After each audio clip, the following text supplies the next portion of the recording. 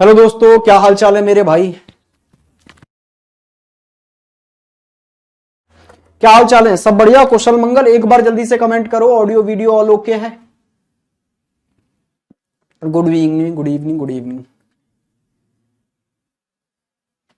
Sir marriage का video नहीं डाला आपने। भाई वो बिकेगा वीडियो। विक्की कौशल की तरह। बॉलीवुड से आ रहे हैं लोग। चलिए, अबे वीडियो आने तो दो। चलो। सर मेरी भी शादी है 30 फरवरी को होगा। भाई ऐसा मत बोल, अगर सच में भगवान ने सुन ली तो होगी भी नहीं कहीं, क्योंकि 30 फरवरी ना आने की भाई। तो कहीं भगवान सुन ना ले। इंतजार करते रहे 30 फरवरी का, कि जब 30 फरवरी आएगी तभी प्रभात की शादी कराएंगे। हैं? पता नहीं ना कब जुबान पे सरस्वती जी बैठ जाएं। All okay sir, all okay sir, paper out हो गया। भाई उसके लिए वर्क जारी है, बैक हैंड से जितना किया जा सकता है। आज भी कैरियर विल से टीम पूरी गई है। सब कुछ किया जा रहा है, जोरों शोरों से किया जा रहा है, बस शोबाजी नहीं की जा रही है। ठीक है ना? 6-6 घंटे लाइव नहीं आया जा रहा है, ये दिखाने के लिए देखो हम कर रहे हैं। आज भी अभी भी मैंने स्टेटस लगाया है अपना, और पेपर से लेकर आज शाम को पहुंचा जा रहा है आज तक वगैरह चैनल पर, वहां सबूत दिए जा रहे हैं। ठीक है, बैक हैंड से बहुत जोरों से आप वर्क किया जा रहा है। कैरियर भी शोबाजी नहीं करता बाकियों की तरह कि यूट्यूब पर आकर चिल्लाने लग जाओ, भैया हम ये कर रहे हैं, हम वो कर रहे हैं। जो करना है वो करो। ठीक है? 6-6 घंटे लाइव बच्चों को फालतू का उनका भी टाइम वेस्ट कर रहे हैं, जबकि सर पे जीडी का एग्जाम है। पूरा आपके लिए समर्थन है, समर्थन था और आगे भी रहेगा, और उस पर काम जारी है। ठीक है? अभी भी 3-4 टीचर्स गए हुए हैं नोएडा हेडक्वार्टर न्यूज चैनल पे, और वहां पर सारे सबूत वगैरह सबमिट किए जा रहे हैं। ठीक है भाई?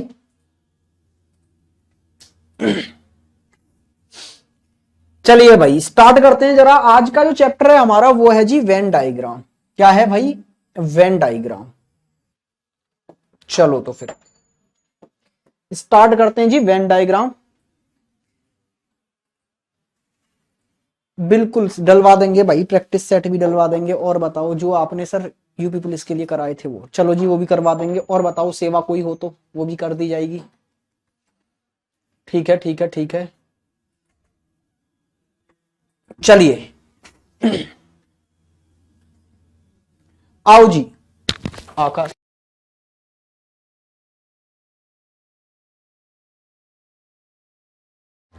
चलिए जी। भाई देखो, पहले तो आप मुझे ये बताओ वेन डायग्राम है क्या? वेन डायग्राम क्या है? सर जी आज तो आ गए आप। हाँ, तो हम कहां गए थे? आपसे बोल के गए थे भाई कि 10 दिन की छुट्टी चाहिए आपसे। 10 दिन की छुट्टी लेके गए थे, आ गए 10 दिन बाद फिर से। ठीक है सर, मेरा कल का पेपर है जीडी का। भाई आपको बहुत बहुत शुभकामनाएं, आपका सिलेबस कंप्लीट है। कुछ रिकॉर्डेड में जो मैंने चीजें डलवा दी थी वही अब मैं आपकी लाइव में कवर करा रहा हूं। जैसे कि बोला था कि जो रिकॉर्डेड में डाला गया है वो लाइव में भी कराया जाएगा, लेकिन आपका एग्जाम को देखते हुए हमने पहले ही उसको वीओडी फॉर्म में डलवा दिया था।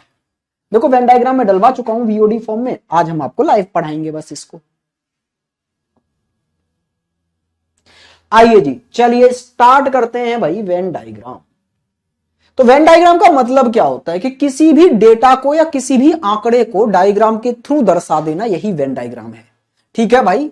वेन एक गणितज्ञ थे जिन्होंने इस मेथड को खोजा था या बनाया था, इसलिए उनके नाम पर इसका नाम दे दिया गया वेन डायग्राम। ठीक है? चलिए भाई, अब जरा स्टार्ट करते हैं कि यहां वेन डायग्राम से जो क्वेश्चन पूछे जाते हैं वो कितने प्रकार के हमसे पूछे जाते हैं। तो देखो, पहले जो टाइप के क्वेश्चन हैं वो होते हैं जी रिलेशन बेस्ड। रिलेशन बेस्ड मतलब समझे? संबंधों पर आधारित। यहां पर कुछ आपको एलिमेंट्स दे दिए जाते हैं, उन एलिमेंट्स। सर कल मैंने, अरे भाई ऐसा मत करो अमन। ऐसा पंगा मत करो यार। बेस्ट टीचर हैं पीयूष सर, कोई डाउट नहीं है इसमें। बेस्ट यार, वो ना हमारे लिए आइडल हैं, जिनको देख देख के हमने पढ़ाना स्टार्ट किया है। जब हम पढ़ाना स्टार्ट करते थे ना, किया था मतलब, तो ना मेरे लिए पीक पर थे 2 टीचर, पीयूष सर और अरुण सर। और हमारा सपना ये रहता था कि यार यहां जाना है, यहां मतलब अगर रीजनिंग पढ़ा रहे हैं तो भाई यहां जाना है जहां ये सर है, तो हमारे लिए आइडल रहे, बेस्ट रहे, तो आप भी फुल इज्जत देंगे। ठीक है, चलिए आइए इधर। तो इसमें पहला जो होता है वो होता है रिलेशन बेस्ड। रिलेशन बेस्ड समझते हो, मतलब जैसे कुछ एलिमेंट दे दिए जाएंगे और उन एलिमेंटों के बीच का रिश्ता हमें ढूंढना होगा, और वो रिश्ता ढूंढने के बाद में फिर उस रिलेशन के बनने वाले डायग्राम हम देखेंगे कि इन रिलेशंस के कौन कौन से डायग्राम बनेंगे। ये है पहला आपका रिलेशन बेस्ड। ठीक है जी।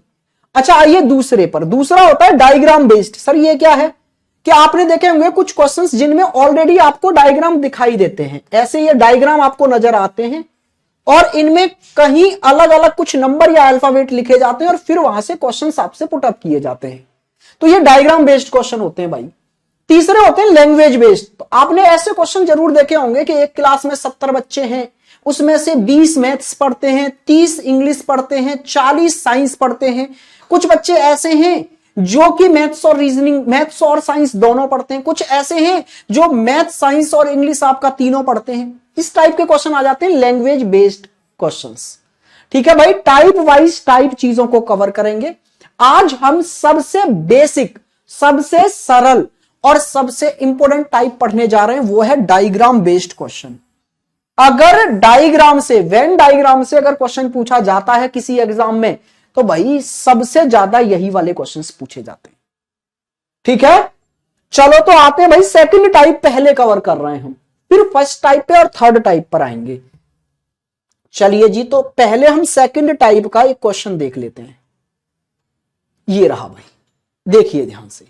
इसमें आपको ऐसे क्वेश्चन नजर आते हैं, एक डायग्राम आपको ऑलरेडी पहले दिखाई देता है,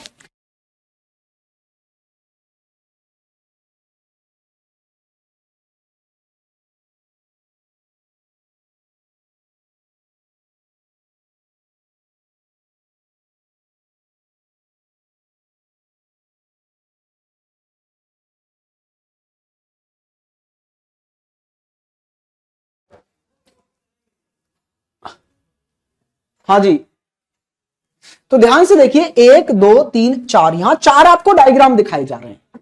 ये चारों डायग्राम कुछ ना कुछ कंडीशन को दर्शाते होंगे, और इसमें जो ये नंबर है वो व्यक्तियों की संख्या है कि इस डायग्राम वाली शर्त को कितने व्यक्ति फॉलो करते हैं, इस डायग्राम वाली शर्त को कितने व्यक्ति फॉलो करते हैं, ये जो सर्कल है इसमें कितने व्यक्ति आते हैं। तो यहां पर 4 डायग्राम 4 अलग अलग कंडीशनों को दर्शा रहे होंगे। अब देखो, इसमें सबसे ऊपर यह बताया जाता है कि कौन सा डायग्राम किस कंडीशन के लिए है। जैसे यहां पर आपसे क्लियर बोला गया है, षटभुज मींस हेक्सागन जो है वो पुलिस ऑफिसर को दर्शाता है। ये पुलिस ऑफिसर को दर्शाता है आपका षटभुज, हेक्सागन। अच्छा, ये जो पेंटागन है मतलब पंचभुज, ये ग्रेजुएट को दर्शाता है कि जो व्यक्ति ग्रेजुएट हैं, स्नातक हैं, ये उनको दर्शाता है। ठीक है। अच्छा, ये जो सर्कल है आपका मेरे भाई, ये वोमेन्स को दर्शाता है। ये किसको दर्शाता है? वोमेन को दर्शाता है। और ये जो आपका स्क्वायर है, ये इंडियंस को दर्शाता है। ये इंडियंस को दर्शाता है आपका स्क्वायर। ठीक है भाई, क्लियर हुई है बात। अब जरा देखो कौन से डायग्राम के द्वारा कौन सी कंडीशन दर्शाई गई है, ये आपने क्लियर कर लिया ऊपर की लैंग्वेज से। अब सीधे आप आइए क्वेश्चन पर। क्वेश्चन क्या पूछ रहा है? कितने भारतीय पुलिस ऑफिसर ग्रेजुएट हैं लेकिन वुमेन नहीं है? क्वेश्चन आपसे ये बोल रहा है कि ऐसे कितने इंडियंस हैं जो पुलिस ऑफिसर हैं, साथ में ग्रेजुएट भी हैं, लेकिन वुमेन नहीं है। मतलब 4 कंडीशनों में से 3 कंडीशन फॉलो होनी चाहिए और 1 कंडीशन फॉलो नहीं होनी चाहिए। अच्छा, कौन सी 1 कंडीशन फॉलो नहीं होनी चाहिए? तो वो इसमें बताया गया है जी कि वो कंडीशन है आपकी वोमेन वाली। क्या? वोमेन नहीं होना चाहिए, मतलब सर्कल के अंदर नहीं आना चाहिए उसको। समझ गए मेरे भाई? सर्कल के अंदर नहीं आना चाहिए। अच्छा, बाकी तीनों शर्तें तो पूरी होनी चाहिए ना। इंडियंस भी हो मतलब स्क्वायर में भी आए, ग्रेजुएट भी हो मतलब पेंटागन में भी आए, पुलिस ऑफिसर भी हो इसका मतलब है हेक्सागन में भी आए। बाकी के तीनों में आना चाहिए। तो वो बाकी के तीनों का कॉमन पार्ट यही तो है। ये देखो, पंचभुज में भी आ रहा है, षटभुज में भी आ रहा है और वर्ग में भी आ रहा है। तो ऐसे 11 व्यक्ति हैं जो महिला को छोड़कर बाकी तीनों कंडीशनों को फॉलो कर रहे हैं। तो आंसर आ गया जी 11, 11। वेरी गुड, बहुत बढ़िया भाई, सबने 11 11 11 आंसर दिया, बहुत बढ़िया। सबसे सरल टाइप है ये वेन डायग्राम का। अब आइए नेक्स्ट क्वेश्चन की ओर देखो। सेकंड क्वेश्चन इसका ये रहा आपकी स्क्रीन पर। यहां भी 1 2 3 4 4 डायग्राम आपको दिखाए गए हैं।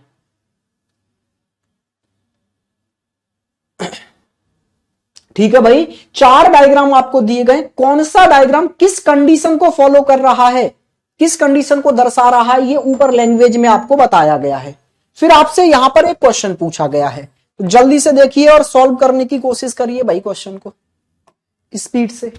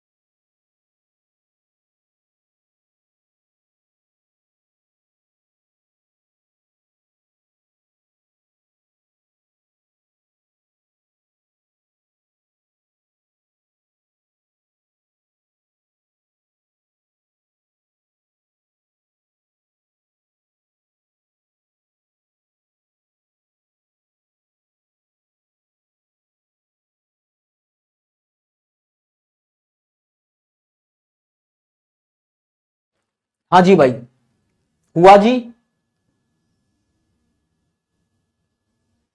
63 आंसर आ रहा है। देखो क्या बोला जा रहा है, पहले आप क्लियर कर लो यहां से। ये आपसे क्या कह रहा है कि एक वेन आरेख है जिसमें ट्रायंगल जो है ना वो फादर को दर्शाता है। ये जो ट्रायंगल है वो दर्शा रहा है जी फादर को। फादर को क्या दर्शा रहा है जी, ट्रायंगल दर्शा रहा है। अच्छा, जो वृत्त मीन सर्कल है ये दर्शाता है किसको जी, इंजीनियर को दर्शा रहा है। जो इंजीनियर है वो सर्कल में होंगे। अच्छा, ये जो षटभुज है आपका हेक्सागन, ये टैक्स पेयर को दर्शा रहा है, करदाता को, टैक्स पेयर को। और ये जो आपका आयत है रेक्टेंगल, ये मेरे भाई रक्तदाता को मतलब ब्लड डोनर को दर्शा रहा है। क्लियर हुई है बात। चारों डायग्राम में आपको पता चल गया कौन सा डायग्राम किस कंडीशन को दर्शा रहा है। अब आ जाइए सीधे सीधे क्वेश्चन पर। कितने करदाता ऐसे हैं जो रक्तदाता भी हैं, कितने टैक्स पेयर ऐसे हैं जो ब्लड डोनर भी हैं। मतलब हमें ऐसे व्यक्ति ढूंढने हैं जो टैक्स पेयर वाले डायग्राम में भी हो और ब्लड डोनर वाले डायग्राम में भी हो। तो टैक्स पेयर वाला डायग्राम कौन सा है सर, ये है जी हेक्सागन, षटभुज। और जी आपका ब्लड डोनर वाला कौन सा है, बोले ये रहा सर आयत, रेक्टेंगल। तो हमें ऐसे व्यक्ति चाहिए जो इस षटभुज में भी हो और आयत में भी हो।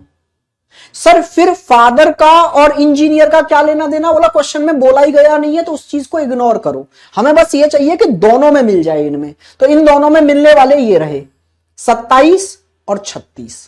भाई 27 प्लस 36 करोगे आंसर आएगा जी 63। और 63 ही आपका एकदम राइट आंसर है। क्लियर हुआ भाई। सर मेरा सही था, वेरी गुड मेरे भाई दीपू, सबका सही था। मैक्सिमम बच्चों ने 63 ही टिक किया है।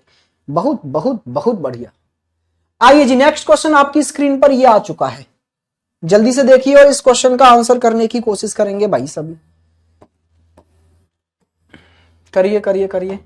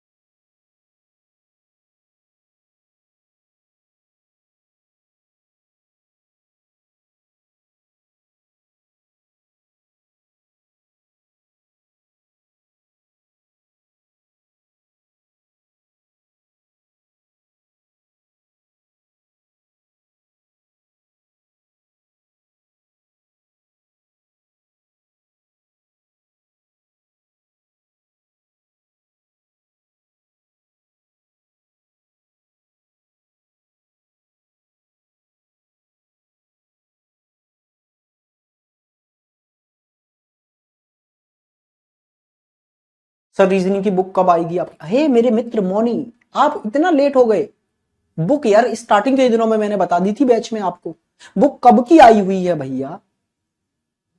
आप फ्लिपकार्ट पर जाएंगे वहां आपको मिल जाएगी। देखो जिन बच्चों ने एग्जाम यूपी पुलिस और जीडी के देनी थे वो दे लिए हैं, आप आगे अभी कंटिन्यू करेंगे आगे की तैयारी को भी, ठीक है। बाकी आप तैयारी कर ही रहे हैं सीजीएल वीजीएल की, तो भाई आप जो तैयारी करते जा रहे हैं आगे के लिए उसके लिए परफेक्ट, अब जो हो गया देखो, जो एग्जाम निकल गया वो निकल गया, अब आपको आगे के लिए तैयार होना है। तो मेरी एक बेहतर बुक है मार्केट में जिसमें कि आपको कुछ और कवर करने की जरूरत नहीं है, आप फ्लिपकार्ट से इसको ले सकते हैं। बुक का नाम है रीजनिंग सुपर 100, रीजनिंग सुपर 100, ठीक है। वैसे तो आपको बुक फ्लिपकार्ट पर ही मिल जाएगी, आप जैसे ही डालेंगे वहां एक ब्लू कलर का फ्रंट पेज आ जाएगा, उसमें मेरा फोटो लगा होगा। लेकिन अगर आपको यहां से नहीं मिलती है तो मेरा इंस्टा अकाउंट ये है, भारत भूषण 204। यहां पर आप मेरी प्रोफाइल पर जाओगे ना तो मेरी प्रोफाइल पर ही आपको माई बुक का ऑप्शन आ जाएगा, वहां पर मेरी दो बुक हैं, एक बुक है मेरी सुपर 100, एक बुक है मेरी यूपी पुलिस के लिए एसआई और कांस्टेबल वाली रीजनिंग की, तो आपको लेनी है सुपर 100 वाली, ठीक है। वहां से आप ऑर्डर कर सकते हैं ये बुक, ठीक है। चलिए भाई अब आइए आप लोग इस क्वेश्चन पर, देखो यहां भी कितने डायग्राम हैं, तो आप बोलेंगे सर यहां भी 4 डायग्राम हमको नजर आ रहे हैं, कितने, 1 2 3 4। अच्छा ये चारों डायग्राम में कौन सा डायग्राम किस चीज को दर्शा रहा है, वो ऊपर लिखा है कि जो त्रिभुज है ना वो ऐसे छात्रों को दर्शाता है जो मैथ्स में 85% से ऊपर लेके आते हैं, ये मैथ्स के लिए है, ठीक है सर। और इसमें जो सर्कल है वो अंग्रेजी के लिए है, इंग्लिश के लिए है, ठीक है भाई।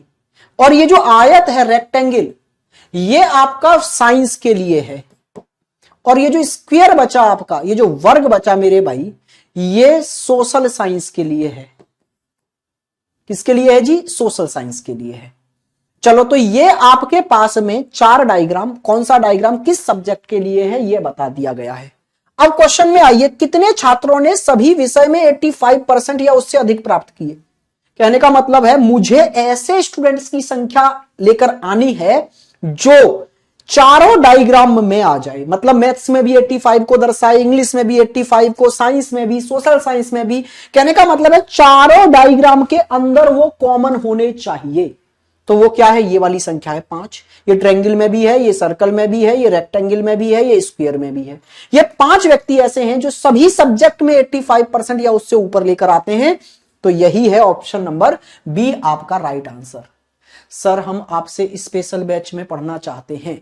नीरज मेरे भाई, मेरा स्पेशल बैच आ रहा है 27 फेब से, 27 फेब से मेरा रीजनिंग स्पेशल बैच आ रहा है। वो बैच, चलो जब आपने पूछा है तो मैं बता देता हूं, वो बैच लाइव प्लस वीओडी रहेगा, जिसमें आपको लाइव 150 घंटे से ज्यादा मैं पढ़ाऊंगा, जिसमें वीओडी 160 से ज्यादा आपको वीडियो पहले से ही अपलोड मिल जाएंगी, जो कि बिल्कुल लेटेस्ट रीजनिंग स्पेशल बैच ही है जो यहां वीओडी फॉर्म में मिलेगा।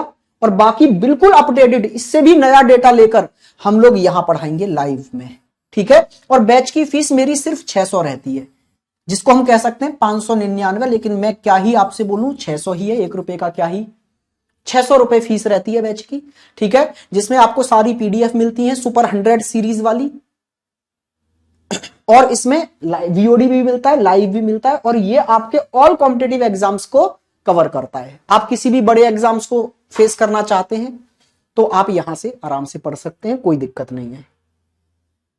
आइए जी, इसका आंसर आप देख चुके हो। नेक्स्ट क्वेश्चन आपकी स्क्रीन पर ये रहा। इस क्वेश्चन को करने की कोशिश करेंगे भाई फटाफट से, स्पीड से देखिए और टूट पड़ो और बताओ जल्दी से इसका आंसर क्या आएगा।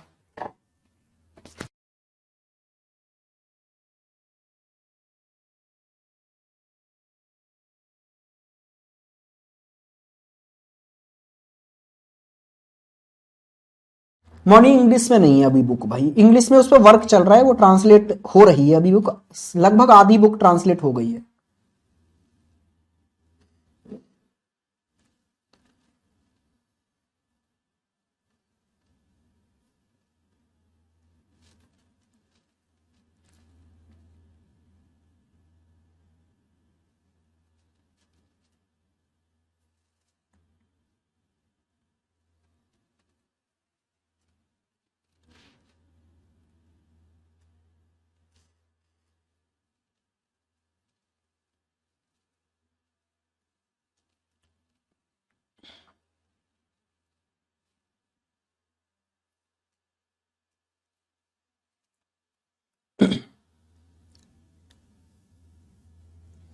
बिल्कुल बिल्कुल बिल्कुल करा देंगे।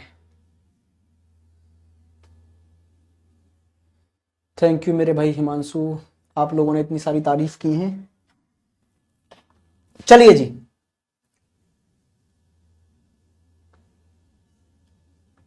आओ जल्दी से आओ। ये क्वेश्चन आपने देख लिया होगा, देखो कितने डायग्राम है, 1 2 3 4, तो 4 अलग अलग शर्तें होंगी इनकी। ये क्या बोल रहा है, कंपनी ने किसी एक इंटरव्यू के लिए बुलाया है लोगों को, तो इंटरव्यू की कुछ शर्त दी गई है कि उसका जो डेटा है वो वेन डायग्राम की मदद से यहां दर्शाया गया है, इंटरव्यू में क्या क्या चीज चाहिए। तो व्रत जो आपका सर्कल है वो बताता है कि आपने किसी भी बढ़िया से कॉलेज से क्या किया है, एमबीए किया है। अगर आपने एमबीए किया है तो आप सर्कल के द्वारा दर्शाए जाओगे। ठीक है भाई। त्रिभुज जो है वो बताता है कि आपको 10 साल का एक्सपीरियंस है। ये जो ट्रायंगल है ये बताता है 10 साल का क्या आपको एक्सपीरियंस है साहब। आयत जो है वो बताता है कि आप यार बड़े मेहनती हैं। ये आयत बताता है कि आप हार्ड वर्कर हैं, मेहनती हैं। ठीक है जी। अब इसके बाद में जो आपका वर्ग है, स्क्वायर है, ये बताता है कि आपकी जो एज है ना वो 40 से 50 है। ठीक है सर, ये 4 शर्तें हैं। अगर आप इन शर्तों को पूरी करते हैं तो हम आपको इंटरव्यू के लिए बुलाएंगे। ये कंपनी ने कहा है कि कंपनी ने अंतिम साक्षात्कार मतलब फाइनल इंटरव्यू के लिए उन्हें बुलाया है जो उपरोक्त सभी शर्तों को पूरा करते हैं। मतलब जो इन चारों शर्तों को पूरी कर लेंगे, मतलब जो सर्कल में भी होगा, जो ट्रायंगल में भी होगा, जो आयत में भी होगा, जो स्क्वायर में भी होगा, जो इन चारों में होगा, उसको हम फाइनल कॉल बोलेंगे कि आप आइए और इंटरव्यू दीजिए।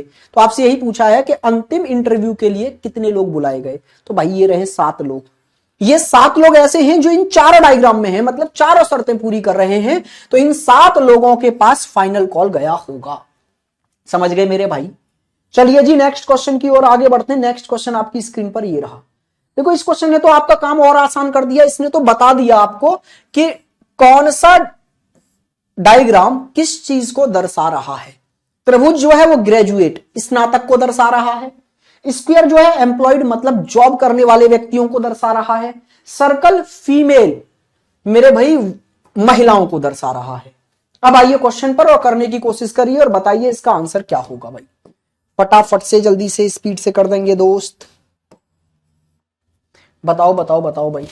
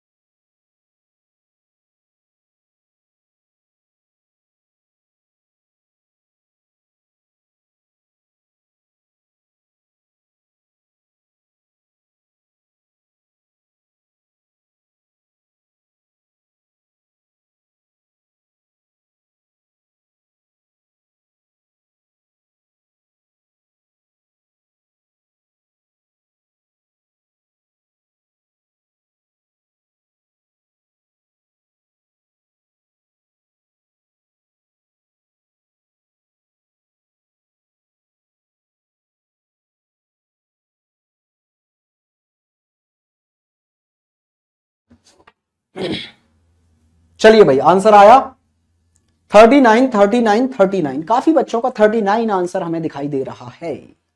देखते हैं तो फिर क्या बोला गया है। इसमें पूछा क्या है आपसे, क्वेश्चन समझिए।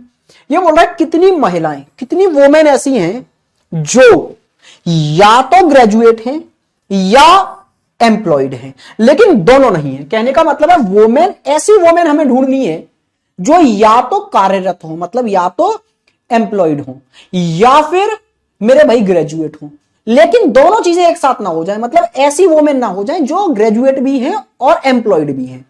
चलो पहली बात तो हमें वोमेन ढूंढनी है तो सर्कल में आनी चाहिए। अच्छा अब वो ऐसी वोमेन ढूंढनी है जो या तो क्या हो जाए एम्प्लॉयड या ग्रेजुएट।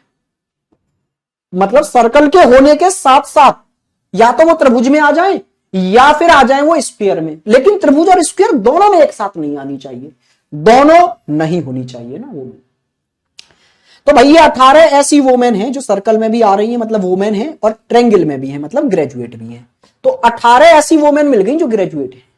अच्छा, इस 9 को और इस 12 को ध्यान से देखना, सर्कल में है इसका मतलब वोमेन है, साथ में स्क्वायर में भी है मतलब एम्प्लॉयड है। तो ये 9 और 12 ऐसी महिलाएं हैं जो एम्प्लॉयड हैं। ठीक है भाई, तो यही हो गया टोटल। टोटल मिलाकर देखना कितना हो गया, ये हो गया आपके पास में भाई कितना, 30 और 9 39। 39 आपका राइट आंसर है। अब आपके मन में आएगा सर ये 14 क्यों नहीं लिया? ये 14 इसलिए नहीं लिया क्योंकि ये ऐसी वुमेन थी जो एम्प्लॉयड भी हो रही थी और ग्रेजुएट भी हो रही थी, मतलब दोनों हो रही थी और दोनों हमें चाहिए नहीं। समझ में आया? तो आंसर है जी 39। क्लियर हुई बात? सबको डन है, क्लियर है? किसी को कोई डाउट है तो पूछिए यहां तक, बताइए जल्दी से, किसी को कौन हो डाउट, परेशानी, असुविधा? चलो तो फिर ये वाला क्वेश्चन कर दो एक बार जल्दी से। चलो जल्दी से ये वाला क्वेश्चन खत्म करो स्पीड से भाई।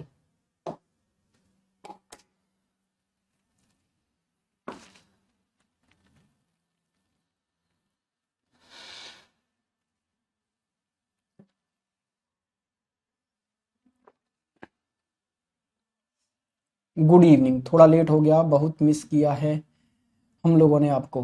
भाई सोनू, मैंने भी बहुत मिस किया आप लोगों को।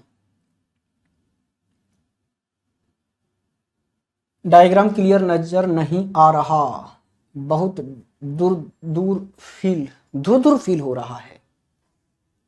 दिख तो रहा होगा यार, थोड़ा सा तो पिक्सल बढ़ा लो। आप अपने फोन का थोड़ा सा ना पिक्सल बढ़ा लो वीडियो का।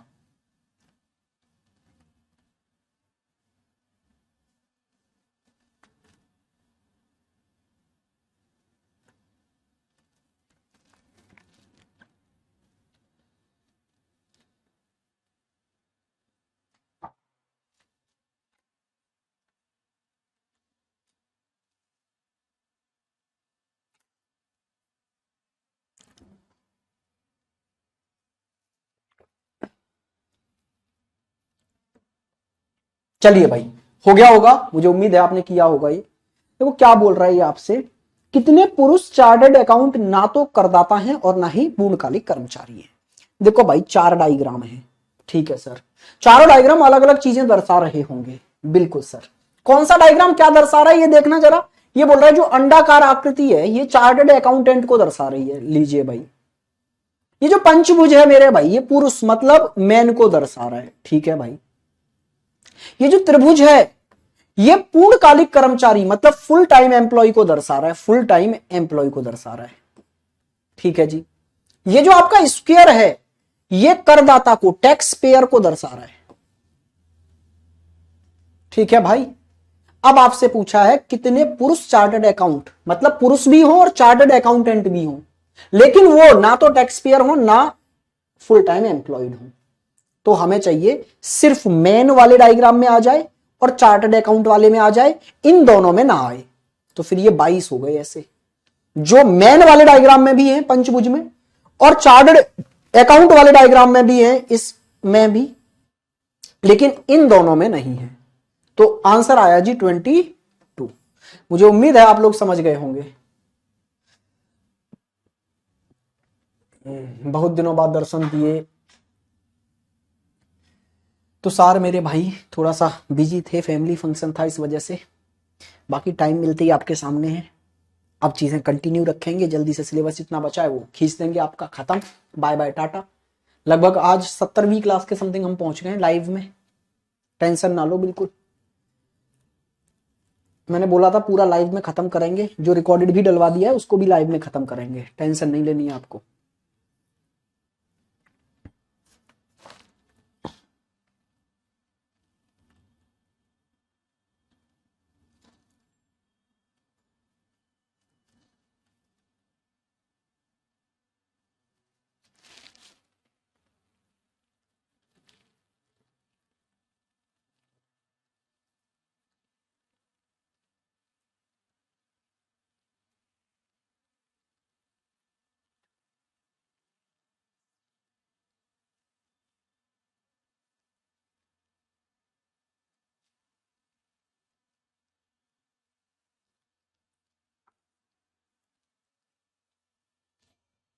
थैंक यू मनुज।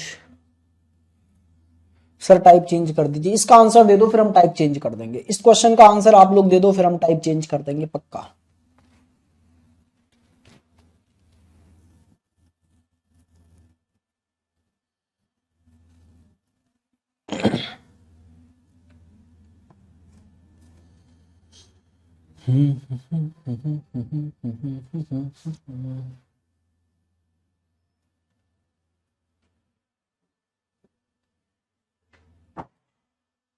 बिल्कुल प्रभात, बिल्कुल पक्का।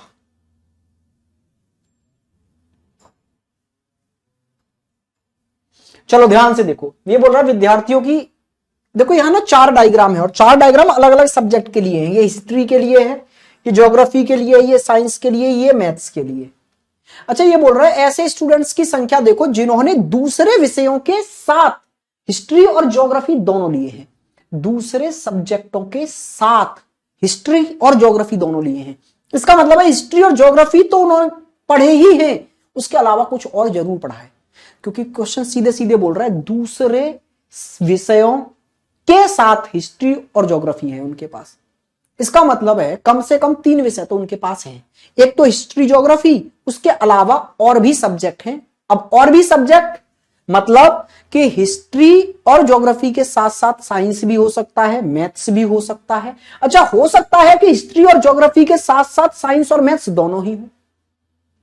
ठीक है, चलिए जी देखिए जरा, तो आपको ऐसे व्यक्तियों की संख्या देखनी है जो हिस्ट्री और ज्योग्राफी वाले सर्कल में तो आए, उसके साथ साथ किसी अदर सर्किल में भी आ जाएं। जैसे ये 13 व्यक्ति, ये देखो हिस्ट्री में भी आ रहे हैं, ज्योग्राफी में भी आ रहे हैं, साथ में मैथ्स में भी आ रहे हैं, तो 13 ही हो गए।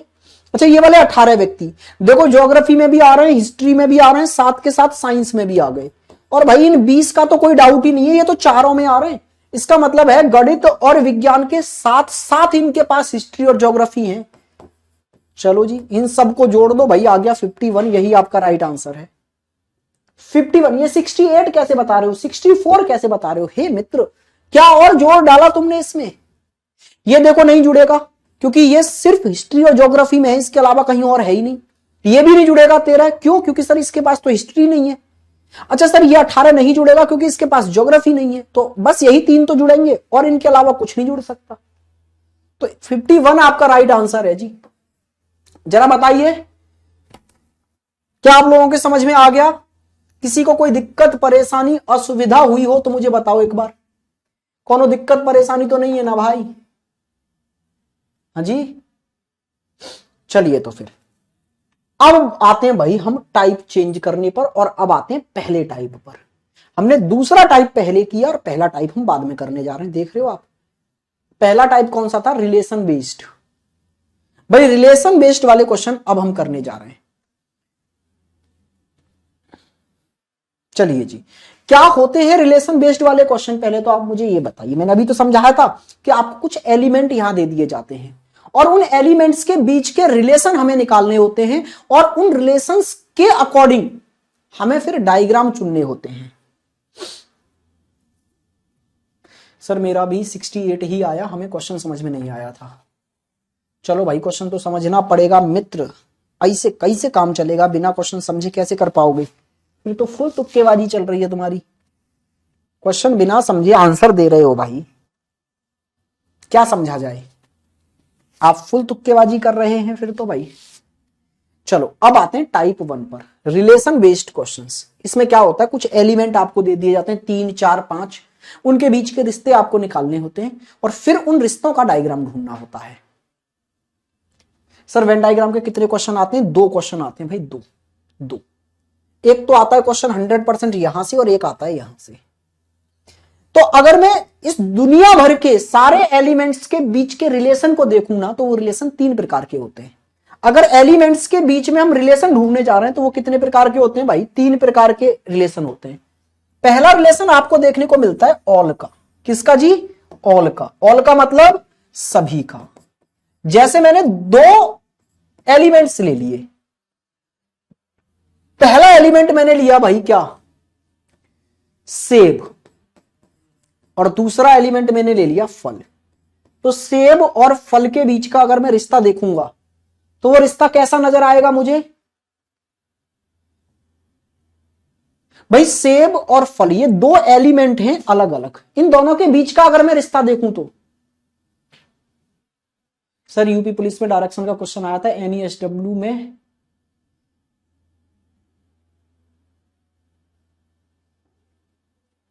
कैसे गलत कराया मेरे भाई तुषार, मैं मुर्गा बना देता भाई आप सामने होते तो। मैंने सारी शिफ्टों में देखे इतना सिंपल क्वेश्चन आए हैं डायरेक्शन से, दो दो क्वेश्चन आए और इतने सिंपल आए कि एनईएसडब्ल्यू से ऐसे ही हो रहे थे ओरली, कुछ के तो आंसर भी रटे पड़े हैं मुझे।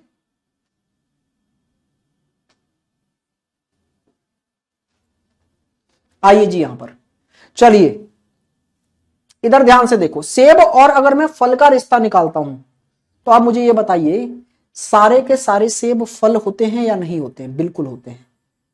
तो सारे सारे सेब को हम फल बोल सकते हैं, सारे के सारे सेब फल होते हैं। तो सेब का फल से ऑल का रिलेशन है। कैसा रिलेशन है भाई? ऑल का। अच्छा ऑल का रिलेशन दिखाने के लिए डायग्राम कैसे होता है? ऐसा कि ये आ गए आपके फ्रूट्स और इनके अंदर आ गया एप्पल, सारे के सारे एप्पल फ्रूट्स के अंदर समा गए। जब एक एलिमेंट दूसरे एलिमेंट के अंदर पूर्ण रूप से समा जाए तो समझ जाइए वहां ऑल का रिलेशन है। अच्छा दूसरा रिलेशन हमें देखने को मिलता है किसका? नो का, नहीं का। जैसे अगर हमने सेब ही अगर एग्जाम्पल पर उठा लिया है तो इसी को देख लेते हैं। जैसे सेब और दूसरा एलिमेंट मैंने ले लिया सब्जी, क्या ले लिया जी? सब्जी। तो सेब और सब्जी का अगर मैं रिलेशन निकालने की कोशिश करूं कि सेब और सब्जी का रिलेशन क्या है, तो आप बोलेंगे सर नो का रिलेशन है।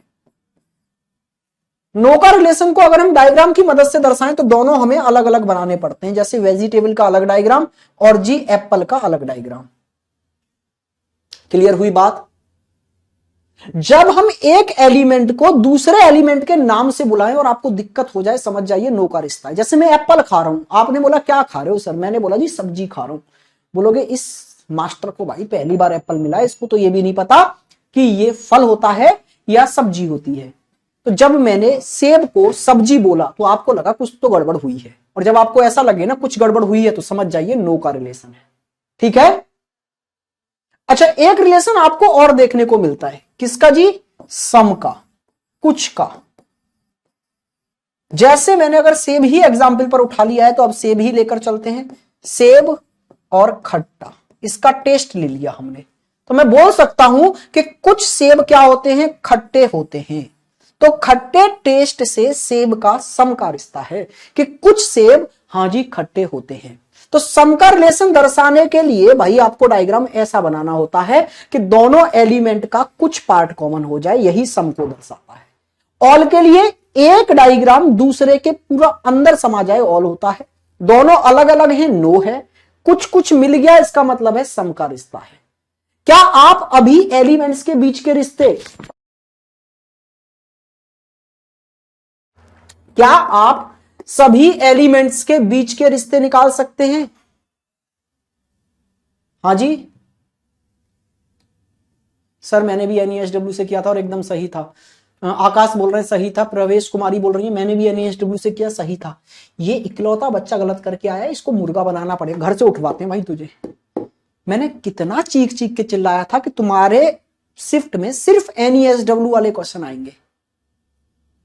यूपी पुलिस की जब मैं प्रैक्टिस करा रहा था मैंने तब भी चीख चीख के बोला यहां से ही आएगा क्वेश्चन। आप कहां सुनते हो हमारी भैया? आइए यहां से। अब मैं आपको कुछ क्वेश्चंस दे रहा हूं जिनमें दो दो एलिमेंट यूज किए हैं हमने, आपको बस उनके बीच के रिश्ते मुझे बताने हैं। जैसे पहला क्वेश्चन है कि हस्बैंड और फादर आ जाएं तो इनके बीच में क्या रिलेशन आप लेकर आओगे? हस्बैंड और फादर के बीच का रिलेशन क्या होगा? हस्बैंड और फादर के बीच का रिलेशन क्या होगा? जल्दी से मुझे एक बार बताओ आप लोग सभी भाई।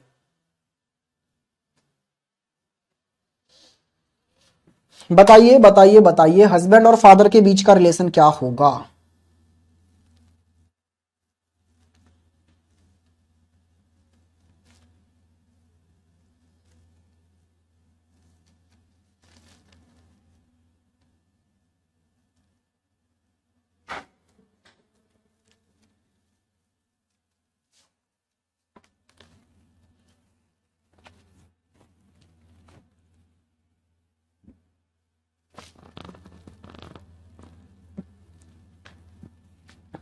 चलो भाई देखो, अगर मैं हस्बैंड से फादर का रिश्ता देखूं, पति का पिता से रिश्ता देखूं, तो कुछ पति जिनके बच्चे हो जाते हैं वो फादर बन जाते हैं, मतलब सम का रिश्ता है। देखो, अभी हमने 3 रिश्ते देखे थे, एक ऑल का, एक नो का और एक सम का। इन तीनों रिश्तों में से सम का एक ऐसा रिश्ता होता है जो रिवर्स होता है मेरे भाई, जो रिवर्स रिलेशन होता है। रिवर्स का मतलब क्या है कि अगर मैंने लेफ्ट टू राइट देखा है और सम का रिश्ता आया है, तो मुझे फिर इसका पीछे से भी रिश्ता देखना होगा। फादर से हस्बैंड का रिश्ता देखूंगा तो ये ऑल आ गया कि सारे के सारे पिता, जो पिता बने हैं, वो पहले किसी ना किसी के पति बने होंगे। तो सारे के सारे पिता किसी ना किसी के पति जरूर हैं, तो ऑल का रिलेशन आ गया रिवर्स में। एक तरफ से सम आया, दूसरी तरफ से ऑल आया, तो सम और ऑल में से अगर रिश्ता चुनना है तो ऑल का ही चुना जाएगा, और फाइनली यहां पर ऑल का रिलेशन माना जाएगा। बात समझ में आ गई है? आइए जी इधर देखते हैं। दूसरे पर बोल रहा है ये आपसे फ्रूट्स और एप्पल। अगर आप फल से एप्पल की ओर जाओगे तो कुछ फल एप्पल होते हैं, सारे के सारे फल सेब हैं, ये थोड़ा कह सकते हैं हम कि सारे के सारे फल सेब हैं। ना जी, कुछ फल सेब हैं। लेकिन जैसे ही कुछ का रिश्ता देखा आपने, तो अब रिवर्स भी चेक करो इसका। मतलब एप्पल से फल पर आओ तो फिर सारे के सारे एप्पल फल हो जाएंगे, यहां ऑल हो गया। और सम और ऑल में से चुनना पड़े तो ऑल चुनोगे आप। चलिए भाई, यहां देखो फादर मदर। फादर और मदर दो ऐसे एलिमेंट हैं जिनको हम एक दूसरे के नाम से बुला ही नहीं सकते। मैंने पापा को मम्मी बोला, मम्मी को पापा बोला, दिक्कत हो जाएगी। तो इसका मतलब है ये दोनों एकदम अलग अलग हैं, इनका रिलेशन नो का है, तो यहां नो का रिलेशन आ गया। अच्छा, मेल और ब्रदर, पुरुष का भाई से क्या संबंध है? तो मेल का ब्रदर से चेक करोगे तो सम आ गया कि कुछ पुरुष भाई होते हैं। सारे के सारे पुरुष भाई हों जरूरी थोड़े ना है, कुछ पुरुष भाई होते हैं। लेकिन जब आप रिवर्स चेक करोगे ना इसका, तो सारे के सारे भाई आपको मेल नजर आएंगे, मतलब ऑल। तो सम और ऑल में से चुनना पड़े तो ऑल ही माना जाएगा। अच्छा, मदर और सिस्टर के बीच का रिश्ता क्या है? तो कुछ मदर किसी ना किसी की सिस्टर होती हैं। भाई सारी माएं किसी ना किसी की बहन हो ऐसा जरूरी नहीं है। हो सकता है किसी की मां ऐसी हो जो अकेली हो, वो किसी की बहन ही नहीं है।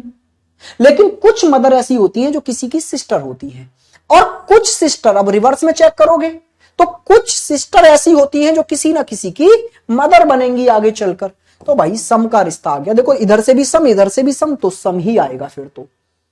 अच्छा, फादर अंकल सेम है भाई, कुछ फादर अंकल होते हैं, कुछ अंकल आगे चलकर ये फादर बनते हैं, मतलब सम का। अच्छा, यहां पर देखिए रेन वाटर। भाई रेन का वाटर से क्या संबंध है? सारा का सारा बारिश पानी ही तो है। भाई बारिश जो आसमान से गिर रही है वो पानी ही तो है सारी। तो ऑल, यहां रिश्ता आया जी ऑल का। अच्छा, प्लूटो और प्लैनेट। प्लूटो का प्लैनेट से अब अगर मैं रिश्ता देखूं तो नो है। पहले प्लूटो एक प्लैनेट, एक ग्रह हुआ करता था, लेकिन प्रेजेंट में प्लूटो ग्रह नहीं है। तो अगर अभी आपसे प्लूटो का रिश्ता ग्रह के साथ पूछेगा तो आप बोलेंगे जी नो। अच्छा, एनिमल और डॉग। तो देखो, कुछ जानवर कुत्ते होते हैं, लेकिन जब रिवर्स में चेक करोगे तो सारे के सारे कुत्ते जानवर होते हैं, ये ऑल आ गया। तो यहां पर आंसर आया जी ऑल का। ठीक है, आइए नेक्स्ट पर। फादर और गैम्बलर। पिता और गैम्बलर के बीच का क्या रिश्ता है? फादर और गैम्बलर के बीच का क्या रिश्ता है? तो गैम्बलर का मतलब होता है जुआरी, जुआ खेलने वाला व्यक्ति। तो कुछ पिता जुआरी होते हैं, जुआ खेलते हैं, और कुछ जुआरी पिता होते हैं, दोनों तरफ से सम। तो यहां रिश्ता आया जी सम का। अच्छा, वाइफ और मदर। तो देखो, पत्नी का मां से रिश्ता, कुछ पत्नियां जिनके बच्चे होते हैं वो मदर बनती हैं। अब रिवर्स में चेक करेंगे तो जो मदर बनी है वो किसी ना किसी की वाइफ जरूर होंगी, तो रिवर्स में ऑल आ गया, तो यहां पर ऑल ही मान्य होगा। अब जरा इन पर फोकस करिए भाई, ये है असली चीज। मैं क्वेश्चन नंबर बता रहा हूं आपको, 12, 14 और 16 पर ध्यान दीजिए। मुझे आप 12, 14 और 16 का आंसर दीजिए। 12 में क्या रिश्ता आएगा, 14 में क्या रिश्ता आएगा, 16 में क्या रिश्ता आएगा? फटाफट मैं वेट कर रहा हूं आपके आंसर का। 12, 14 और 16 का आंसर दीजिए जल्दी से भाई।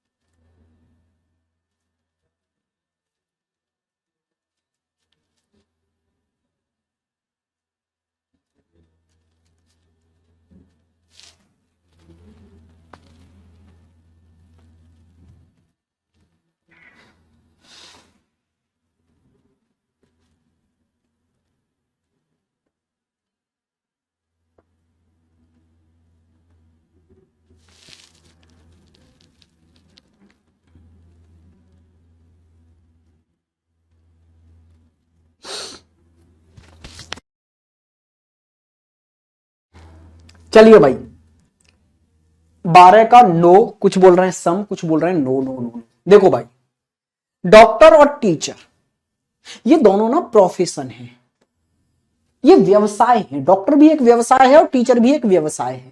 डॉक्टर और लॉयर ये भी दोनों व्यवसाय हैं। डॉक्टर और नर्स ये भी दोनों व्यवसाय हैं। अगर मैं बात करूं यहां रिश्ता देखेंगे तो यहां आएगा सम का रिलेशन, यहां देखेंगे तो यहां आएगा डॉक्टर और लॉयर के बीच में नो का रिश्ता, डॉक्टर और नर्स के बीच में नो का रिश्ता। अब आप बोलेंगे सर ऐसा क्यों, इन दोनों प्रोफेशन में सम, इन दोनों में नो, इन दोनों में नो क्यों? तो वो आपको प्रोफेशन के बारे में थोड़ी सी जानकारी होनी चाहिए। व्यवसाय के बीच में रिश्ते अगर देखना चाहते हो तो आप व्यवसाय को पहले जान लो। व्यवसाय दो प्रकार के होते हैं भाई, कौन कौन से? एक होता है फुल टाइम और एक होता है पार्ट टाइम। ये मैं आपको क्यों बता रहा हूं समझ लीजिए। जब भी दो फुल टाइम प्रोफेशन के बीच का अगर आप रिश्ता देखेंगे तो दो फुल टाइम प्रोफेशन के बीच में रिश्ता हमेशा नो का रहेगा। अच्छा, एक प्रोफेशन ऐसा दिख जाए जो फुल टाइम है और दूसरा ऐसा दिख जाए जो पार्ट टाइम है, तो यहां रिश्ता सम का आएगा। और अगर दोनों ही प्रोफेशन पार्ट टाइम आपको दिख जाए तो भी रिश्ता सम का आएगा। तो पहले आप पहचान करना तो सीख लो कौन सा प्रोफेशन फुल टाइम है और कौन सा पार्ट टाइम है। तो अगर आप किसी को ये बोलते हो ना ये मेरा फुल टाइम प्रोफेशन है, ठीक है, ठीक है, ये हमारा फुल टाइम वर्क है भाई, ये मेरा फुल टाइम वर्क है। तो फुल टाइम प्रोफेशन कब होता है? कोई भी अगर आप किसी को फुल टाइम प्रोफेशन बोलना चाहते हो अपना, तो सबसे पहले उसकी शर्त यह है कि आपको उस प्रोफेशन की कोई डिग्री, डिप्लोमा या सर्टिफिकेट लेना होगा। अगर आप किसी चीज को यह बोलना चाहते हैं कि यह मेरा फुल टाइम वर्क है, तो सबसे पहले आपके पास या तो कोई डिग्री हो या कोई डिप्लोमा हो, अगर नहीं है तो कम से कम गवर्नमेंट की तरफ से कोई ना कोई सर्टिफिकेट तो जरूर होना चाहिए। अच्छा, दूसरी शर्त क्या है कि आप उसको per day 6 to 8 our work जरूर करेंगे उस पर। ऐसा नहीं कि आप डिग्री, डिप्लोमा, सर्टिफिकेट लिए बैठे, काम बिल्कुल कर नहीं रहे और कह रहे हैं कि हम जी फुल टाइम इंजीनियर हैं। आपने कुछ इंजीनियर ऐसे देखे होंगे ना जो बीटेक किया है, एसएससी की तैयारी कर रहे हैं और फेसबुक पे लगा रखा है इंजीनियर XYZ। भाई तुम अपना प्रोफेशन आगे कैसे लगा सकते हो जब उस पर वर्क ही नहीं कर रहे? आप सिर्फ डिग्री लेने से आप अपना प्रोफेशन नहीं शो कर सकते, आप प्रोफेशनल नहीं बन जाते। प्रोफेशनल के लिए 3 शर्तें होती हैं। पहली, डिग्री, डिप्लोमा, सर्टिफिकेट होना चाहिए। दूसरा, उसको 6 to 8 आवर वर्क भी करना चाहिए। और तीसरी शर्त होती है कि वहां से अर्निंग भी होनी चाहिए, कमाई भी, रुपया भी आना चाहिए, घर भी वहीं से चलना चाहिए। ऐसा नहीं घर भीख मांग के चल रहा है, उधार उससे मांग लिए 100, उससे मांग लिए 1000, उससे 2000, ये भी नहीं है फिर प्रोफेशन। घर भी उसी से चलना चाहिए। तो आप अगर इन तीनों शर्तों को पूरी करता है आपका प्रोफेशन, तो वो कहलाता है फुल टाइम। और अगर इन तीनों में से किसी भी एक शर्त को पूरी नहीं कर पाए तो ये कहलाएगा पार्ट टाइम। जैसे मैं एक टीचर हूं, मैं कौन हूं जी? एक टीचर हूं। तो मुझे बताइए आप, मैं फुल टाइम हूं या पार्ट टाइम हूं? मेरा प्रोफेशन कैसा है, फुल टाइम या पार्ट टाइम? तो मैं कहूंगा मेरा प्रोफेशन मेरे भाई पार्ट टाइम है। क्यों भाई? चाहे मैं 13-13, 14-14 घंटे पढ़ा रहा हूं पर डे, रुपए भी कमा रहा हूं इससे, लेकिन मेरा प्रोफेशन पार्ट टाइम है, फुल टाइम नहीं। क्योंकि मैं रीजनिंग का टीचर हूं और मुझे रीजनिंग पढ़ाने के लिए ना तो कोई डिग्री लेनी पड़ी, ना कोई डिप्लोमा करना पड़ा, और ना ही गवर्नमेंट ने सर्टिफिकेट दिया है कि लो जी भैया आप रीजनिंग पढ़ा लो। तो जब भी टीचर आता है, चाहे वो टीचर कोई सा भी है, सिर्फ टीचर अगर लिखा हुआ है तो वो फुल टाइम नहीं पार्ट टाइम होगा। अच्छा, यहीं पर आ जाता गवर्नमेंट टीचर, तो मेरे भाई ये हो जाता क्या, फुल टाइम। गवर्नमेंट टीचर बनने के लिए डिग्री, डिप्लोमा, सर्टिफिकेट चाहिए होते हैं, तो ये फुल टाइम आ जाता। लेकिन अगर सिर्फ टीचर लिखा आ जाए तो समझ जाइए वो पार्ट टाइम है। तो यहां पर देखिए ध्यान से, ये डॉक्टर कैसा था? डॉक्टर के लिए डिग्री, डिप्लोमा, सर्टिफिकेट चाहिए, वर्क भी करता है और टाइम भी उसको देना है और रुपए भी कमाने हैं, तो ये था फुल टाइम। और टीचर कैसा था? Part time. तो एक फुल टाइम एक पार्ट टाइम मिलकर सम का रिश्ता। अच्छा, डॉक्टर फुल टाइम, लॉयर भी फुल टाइम, लॉयर के लिए भी डिग्री, डिप्लोमा चाहिए और सर्टिफिकेट भी चाहिए, दोनों फुल टाइम, नो का रिश्ता। डॉक्टर फुल टाइम, नर्स भी फुल टाइम, भाई नर्स के लिए भी कोर्स करना पड़ता है नर्सिंग का, तो फुल टाइम का नो का रिश्ता। मुझे उम्मीद है आप समझ गए होंगे। अच्छा, क्वेश्चन नंबर 13 और क्वेश्चन नंबर 17 को जरा देखो आप। ये एक प्रोफेशन है टीचर और उसके साथ में यहां पर पेशेंट है। ये भी एक प्रोफेशन है नर्स और इसके साथ में दूसरा एलिमेंट पेशेंट है। तो जब भी पेशेंट के साथ में कोई प्रोफेशन आ जाए तो समझ जाइए वहां रिश्ता नो का है। जब भी पेशेंट के साथ में कोई प्रोफेशन आ जाए तो समझ जाइए रिश्ता नो का है। कैसे? मान लो मैं टीचर हूं, ठीक है भाई, मैं टीचर हूं और मैं बीमार हो गया। पहले तो पेशेंट कौन होता है? जो हॉस्पिटल में एडमिट हो चुका है। तो मैं टीचर था, मैं बीमार हुआ, हॉस्पिटल में एडमिट हो गया, तो भाई अब मैं उस समय के लिए टीचर नहीं रहा, मैंने प्रोफेशन छोड़ दिया, उस समय के लिए पढ़ाई नहीं पाऊंगा, बीमार होकर हॉस्पिटल में एडमिट हूं तो फिर दोबारा जब ये मार्कर पकड़ूंगा तब मैं टीचर बनूंगा। ऐसी जज है, मान लो बीमार पड़ा है और हॉस्पिटल में, तो कोई जजमेंट होना देगा हॉस्पिटल से? नहीं, वहां उसका प्रोफेशन खत्म हो जाता है। तो पेशेंट के साथ में कोई भी प्रोफेशन नहीं आता। अच्छा, अगर ऐसे आ जाता लेकिन मदर और पेशेंट, तो रिश्ता सम का होता। यहां मत बोल देना कि मदर पेशेंट बन गई तो अब वो हमारी मां नहीं रही। भाई पेशेंट बनने पर प्रोफेशन खत्म होता है, रिश्ता खत्म होना हो जाएगा। ये मदर का रिश्ता है, प्रोफेशन नहीं है, ठीक है। मदर मतलब किसी भी रिलेशन के साथ में पेशेंट आता है तो सम का रिश्ता होता है। अगर पेशेंट के साथ में कोई व्यवसाय आ जाए तो वो नो का होता है। अच्छा, यहां नर्स और मेल के बीच में रिश्ता देखेंगे तो भाई ये आएगा जी कैसा? सम का। कुछ नर्स पुरुष होती हैं, ठीक है, सभी नर्स फीमेल नहीं होती, कुछ मेल भी होती हैं, जिनको हम वार्ड बॉय कह देते हैं, वो नर्स ही होते हैं, ठीक है भाई। हमने रिश्ता निकालना आज सीखा, कल इन रिश्तों को दर्शाना सीखेंगे और भाई क्वेश्चंस कल करेंगे हम इस टाइप के। मुझे उम्मीद है यहां तक आपके रिश्ते निकालने अच्छे से समझ में आ गए होंगे। अब आपसे मुलाकात होगी भाई कल। आज के लिए इतना ही रखते हैं, धन्यवाद, नमस्कार, फिर मिलेंगे कल आपसे।